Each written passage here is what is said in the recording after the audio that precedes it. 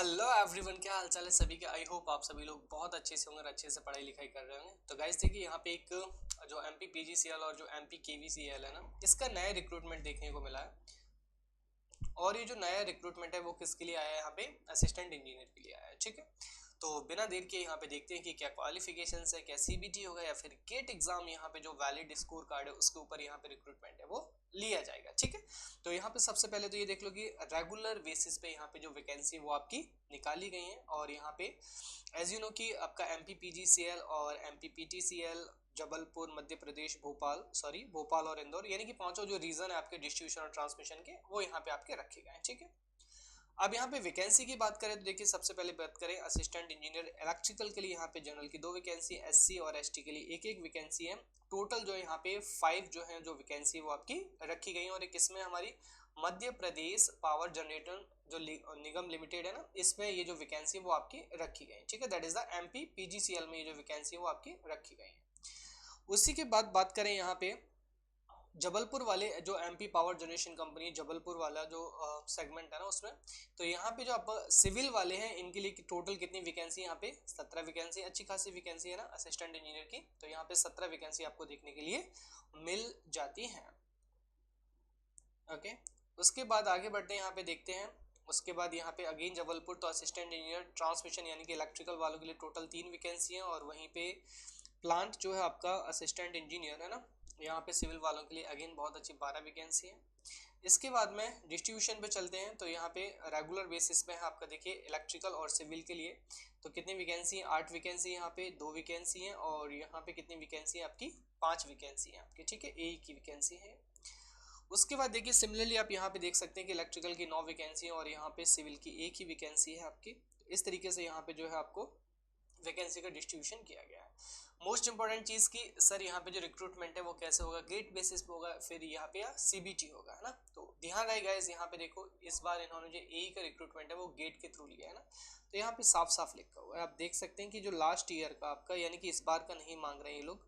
यहाँ पे GATE score card in the relevant stream as on last date of submission of application, यानी कि जो आपका गेट का वैलिड स्कोर कार्ड है वो आपके पास में होना चाहिए। ठीक है, तो यहाँ पे आपका सिविल इलेक्ट्रिकल मैकेनिकल हर जगह यहाँ पे क्या मांगा गया है, जो आपका वैलिड स्कोर कार्ड है गेट का, ये आपको मांगा गया। ऑब्वियसली आगे फिर क्या होगा, जो इंटरव्यू होगा उसके बाद में आपकी मेरिट आएगी। इसके बाद यहाँ पे देखिए एज लिमिट की बात करें तो 21 आपका मिनिमम है। और यहाँ पे उसके बाद जो क्लासिफिकेशन है एजेस का है ना, वो आपको दे रखा है। अनरिजर्व के लिए 43। तो स्टेट वाली सर्विसेज में एज की तो कोई यहाँ पे क्राइटेरिया आता ही नहीं है। तो आई होप यहाँ से आपने देख लिया होगा। साथ ही साथ मैं आपको एक फर्दर रिक्रूटमेंट जानकारी देना चाहूँगा कि जो आपका एमपी पीजीसीएल में जो जेई की जो वैकेंसी है आपकी एमपी पीजीसीएल में, है ना। तो यहाँ पे देखो एमपी पीजीसीएल में कल लास्ट डेट है आपकी 17 मार्च, तो फॉर्म सभी लोग भर देना। साथ ही साथ यूट्यूब पे जो मेरी क्लासेस होती हैं यहाँ पे एई और जेई दोनों के लिए, वाईटी पर वो कितने बजे होती है, 6 PM होती है, जहाँ पे एमपी से जो रिलेटेड अभी जो रिक्रूटमेंट है उसी के रिगार्डिंग है ना, सेम पैटर्न पे जो है क्लासेस चल रहे हैं, जहाँ पर हम एमसीक्यू और यहाँ पे जो पीवाईक्यू है दोनों को क्या कर रहे हैं, सॉल्व कर रहे हैं। तो अगर आप जेई के लिए, और जेई में यहाँ पे डिप्लोमा और बीटेक है ना, बीटेक दोनों ही एलिजिबल है आपके, और डिप्लोमा भी एलिजिबल है। तो जिन लोगों ने फॉर्म नहीं भरा है वो शांति में जाके फॉर्म भर देंगे, है ना, कल का इंतजार नहीं करेंगे। साथ ही साथ आपको यहाँ पे बताना चाहूँगा कि अगर आपको लगता है कि यहाँ पे जो जेई की तैयारी है, कि यहाँ पे अगर आप खुद से प्रिपरेशन कर सकते हैं, वेल एंड गुड करते रहिए, बट आपको जेई के लिए एक परफेक्ट बैच चाहिए, चाहे आप डिप्लोमा एस्पिरेंट्स हैं या फिर बीटेक, तो यहाँ पे अड्डा 24/7 की साइट पे जाएंगे और यहाँ पे जेई एग्जाम में क्लिक करेंगे और उसके बाद अपनी ब्रांच सेलेक्ट करेंगे इलेक्ट्रिकल। उसके बाद देखिए यहाँ पे एमपीपीजीसीएल का जो बैच है आपको ये भी दिखाई दे जाएगा यहाँ पे सारी, और जो महापैक है वो भी आपको दिखाई दे जाएगा। तो टारगेट बैच में इनरोल कर सकते हैं या फिर महापैक में भी इनरोल कर सकते हैं। अब देखिए महापैक में अगर आप इनरोल करेंगे ना, तो महापैक में इनरोल करने का क्या फायदा है, देखिए यहाँ पे आपको एमपीपीजीसीएल का बैच हो, डीडीजेई का बैच हो, मतलब सारी की सारी चीजें आपको देखने को मिल जाती है। अब डिपेंडिंग ऑन यू आप किस में जो यहाँ पे इनरोल करना चाहते हैं। अब जैसे एमपीपीजीसीएल है ना, तो यहाँ पे जैसे आपने क्लिक किया तो ये जो प्राइस है ना 8,000 रुपए, ये आपको नहीं देनी है। आप यहाँ पे क्लिक करेंगे, आपको यहाँ पे व्यू ऑफर्स आएगा, तो यहाँ पे आपको एंटर कूपन कोड करने के लिए बोला जाएगा। तो ध्यान रहे गाइस, यहाँ पे जो कूपन कोड एंटर करना है वो क्या यूज करना है, Y433। आप जैसे इस मैजिकल कूपन कोड को यूज करेंगे, आप देखेंगे मात्र 1800 रुपए में आपको ये जो बैच है वो आपको मिल जाता है। ध्यान रहे Y433 कोड ही यूज करना है, ये वाला है ना, सिर्फ यही वाला कोड आपको यूज करना है।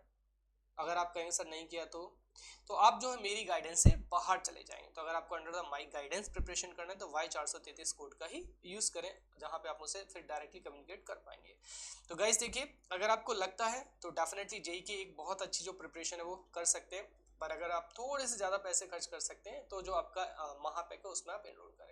आप सभी लोगों का बहुत बहुत धन्यवाद। अगर इन्फॉर्मेशन अच्छी लगी तो प्लीज़ यहाँ पे लाइक एंड शेयर कीजिएगा और सभी लोगों तक इन्फॉर्मेशन पहुँचाइए कि यहाँ पे जो नया रिक्रूटमेंट है वो एई का वो आ चुका है। बट ध्यान रहे रिक्रूटमेंट किसके थ्रू, हमारा गेट के थ्रू है। Thank you so much everyone.